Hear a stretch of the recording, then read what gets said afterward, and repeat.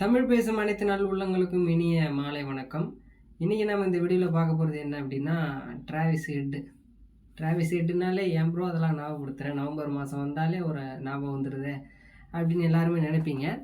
அவருடைய life story, அவர் என்னென்ன பண்ணியிருக்காரு, அவர் ஏன் கீ பிளேயர். இப்போ விராட் கோலி, ரோஹித் சர்மா அப்படின்னா எல்லாருக்கும் தெரியும், பெஸ்ட் லெஜெண்ட் பிளேயர். 200 3 முறை 200 அடிச்சிருக்காரு ரோஹித் சர்மா. அதிக செஞ்சுரி ஓடிஐயில் விராட் கோலி அடிச்சிருக்காரு அப்படின்னு நம்ம நிறைய சொல்லுவோம். நிறைய ரெக்கார்டு வச்சுருந்தாலுமே பெரிய பிளேயர் கிடையாது அப்படின்னாலுமே, ரன்ஸ் அதிகமாக வச்சிருக்கலனாலுமே, ஒரு பிக் மேட்ச் பிளேயர் அப்படின்னா நீங்கள் இப்போ ரோஹித் சர்மா எடுங்க, விராட் கோலி எடுங்க, டிராவிஸ் ஹெட் எடுங்க, யார் ஃபஸ்ட்டு பிக் பண்ணுவாங்க அப்படின்னா உலகமே அறிஞ்சது தான் டிராவிஸ் ஹெட் தான் பிக் பண்ணுவாங்க. இப்போ ஒரு பைலாட்ரல் சீரீஸ்னால எல்லாம் தெரியாது நிறைய பேருக்கு. ஒரு 3 கொண்ட ஓடிஐ தொடர், இந்தியா ஆஸ்திரேலியா, இந்தியா இங்கிலாந்து, இல்லை ஆஸ்திரேலியா இந்தியா ஆடுது அப்படின்னா, இந்த மாதிரி சீரீஸில் ரோஹித் சர்மா, விராட் கோலி நல்லா பர்ஃபார்மன்ஸ் பண்ணுவாங்க. இந்தியா கண்ட்ரிலையும் சரி, ஆஸ்திரேலியா கண்ட்ரிஸ்லையும் சரி. பட் ஆனால் வந்து ஐசிசி டோர்னமெண்ட், நான் மெயினாக ரீசன் சொல்கிறது, ஐசிசி டோர்னமெண்ட் வரும்பொழுது அந்த நாக் அவுட்டில் ஃபைனலில் நல்லா பர்ஃபார்மன்ஸ் பண்ணி கொடுக்கக்கூடிய பிளேயரா அப்படின்னா கொஷின் மார்க் வரும். உடனே நீங்கள் சாம்பியன்ஸ் ட்ரோஃபி அடித்தாங்க, 2024 வேர்ல்டு கப் அடித்தாங்க அப்படின்னு நிறைய பேர் சொல்லுவீங்க. பட் ஆனால் நான் ஒத்துக்கிறேன், அது ஒரு சில இன்னிங்ஸ் மட்டும்தான் அடிச்சிருக்காங்க. ஓகே, அதுவும் பெரிய அளவில் ஸ்ட்ரைக் ரேட்டில் ஆடலை அப்படின்னு சொன்னாலுமே, ஒரு மேட்ச்சை முடித்து கொடுக்கக்கூடிய ஒரு பிளேயர், ஒரு தன்னந்தனியாக மேட்ச் எடுத்துகிட்டு போகக்கூடிய பிளேயர், அதுவும் பெரிய மேட்ச்சில் செமிஃபைனல், ஃபைனலாக இருக்கட்டும் அப்படிங்கிற ஒரு பிளேயர்னால் டிராவிஸ் ஹெட். அவருடைய லைஃப் ஸ்டோரியை பார்க்க போகிறோம். இதுக்காடா இவ்வளோ பெரிய இதுன்னு நீங்கள் நினைப்பீங்க. டிராவிஸ் ஹெட் சும்மா சொல்லக்கூடாதுங்க. ஒரு ஐசிசி டோர்னமெண்ட் அடிக்கிறதே ஒரு பெரிய பெரிய கண்ட்ரிலாம் ரொம்ப ஒரு கனவு வச்சுருக்காங்க. பட் ஆனால் வந்து 2023 டெஸ்ட் சாம்பியன்ஷிப் ஃபைனலாக இருக்கட்டும், வேர்ல்டு கப் ஃபைனலாக இருக்கட்டும், இப்போ நடந்த ஆஷஸ் டெஸ்ட்டில் ஒரு ஃபாஸ்டஸ்ட் 100 இருக்கட்டும், சும்மா சொல்லக்கூடாதுங்க. வெரி வெரி வெரி சூப்பரான பிளேயரு. நல்ல ஒரு பெரிய, ஏன்னா இப்போ 1,00,000 பேர் இருக்காங்க. இப்போ எக்ஸாம்பிளுக்கு 2023 வேர்ல்டு கப் 1,00,000 பேர் வெறும் ப்ளூ தான், மஞ்சளே பார்க்க முடியல. அப்போ உங்களுக்கு மைண்ட் தாட் எப்படி வரும்?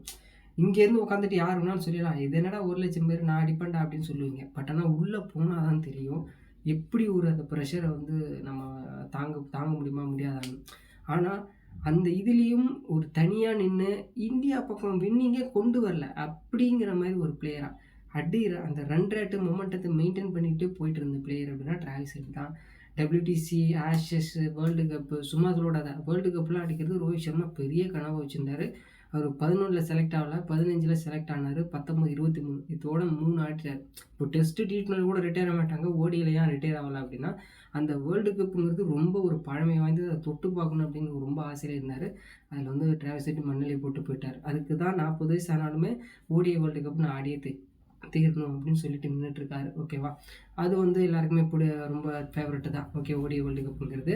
சரி, ஓகே. டிராவிஸ் ஹெட் வந்து 1993 டிசம்பர் 29 வந்து அடிலைடில் பிறக்கிறாரு. அவருக்கு படிப்பு வரலங்க, சுத்தமாக படிப்பு வரல, படிப்பு ஏறல.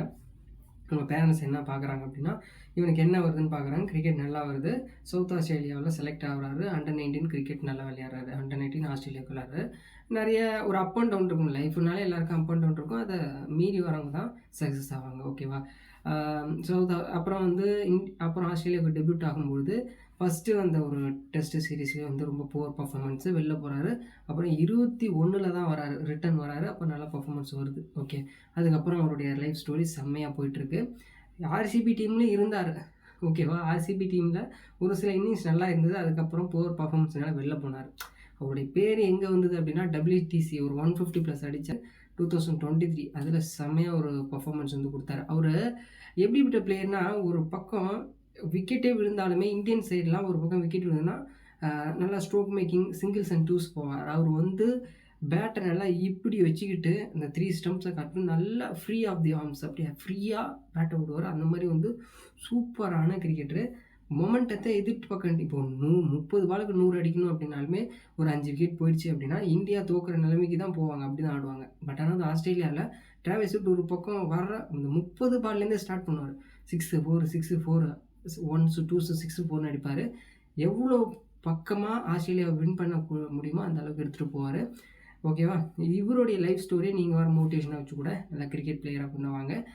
நிறைய தகவல்லாம் கிடைக்கும், கிடைச்சா நான் உங்களுக்கு வந்து ஷேர் பண்ணுறேன். இதுதான் வந்து டிராவிஸ் ஹெட் லைஃப் ஸ்டோரி. ஓகேவா? உடனே விராட் கோலி, ரோஹித் சர்மாலாம் பெர்ஃபார்மன்ஸ் பண்ணலையா அப்படின்னு நீங்க சொல்ல வேணாம். பெர்ஃபார்மன்ஸ் பண்ணியிருக்காங்க. அவங்க ரொம்ப காலமா ஆடுறாங்க. ஐ திங்க் 2007க்கு முன்னாடிலேருந்து ஆடுறாங்க. பட் ஆனா அவ்வளவா பெரிய அளவு வேர்ல்டு கப் ஜெயிக்கல. உடனே T20 வேர்ல்டு கப்பு ஜெயிச்சாங்க, சாம்பியன்ஸ் ட்ரோஃபி ஜெயிச்சாங்க. பட் ஆனா ODI வேர்ல்டு கப்ங்கிறது டிஃப்ரெண்ட்டுங்க. அதெல்லாம் சும்மா சொல்லக்கூடாது. அத ஜெயிக்கிறது அப்படிங்கிறது கொஞ்சம் கஷ்டமானதா இருந்தது. பட் ஆனா இவரு சிங்கிள் ஹேண்டா எடுத்து குடுத்துருக்காரு. சும்மாலாம் சொல்லக்கூடாது. T20 வேர்ல்டு கப்லயும் இந்தியா எகென்ஸ்டா நல்லா பெர்ஃபார்மன்ஸ் குடுத்து பண்ணாரு.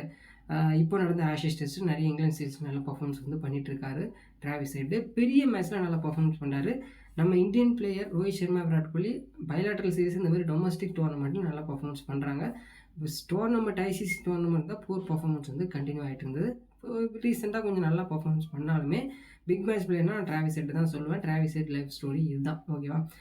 வீடியோ பிடிச்சதா லைக் பண்ணுங்கள், ஷேர் பண்ணுங்கள். உங்களோட கருத்து என்ன அப்படிங்கிறத கீழே கமெண்ட் பண்ணுங்கள். நானும் படித்து தெரிஞ்சுக்கிறேன். தேங்க்ஸ் ஃபார் வாட்சிங். நெக்ஸ்ட் வீடியோ வந்து பார்க்கலாம். என்றும் உங்கள் சிந்தை Vivek YouTube channel. Thanks for bye.